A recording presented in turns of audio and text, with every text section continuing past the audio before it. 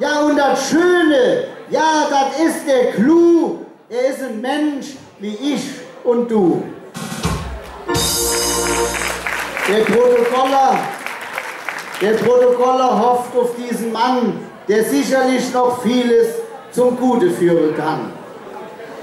Mann, wer hätte das gedacht? Uli Hoeneß hat einen großen Fehler gemacht.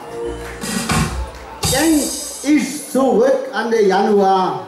Seitdem ist Kurt Beck schon nicht mehr da.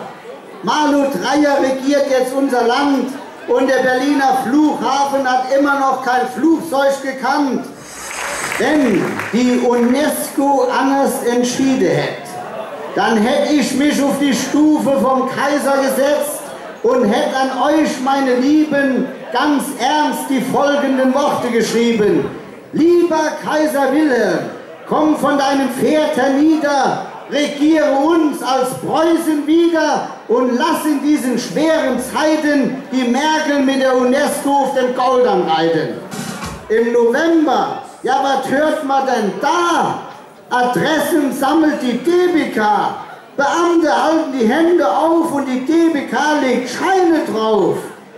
Und Filmi ist 2013 noch passiert.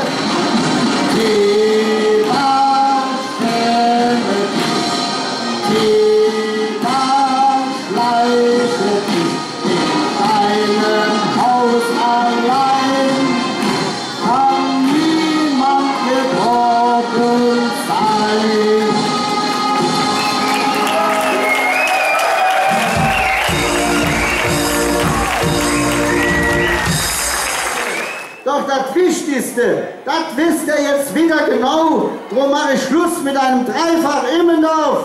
Hallo, Immenhof.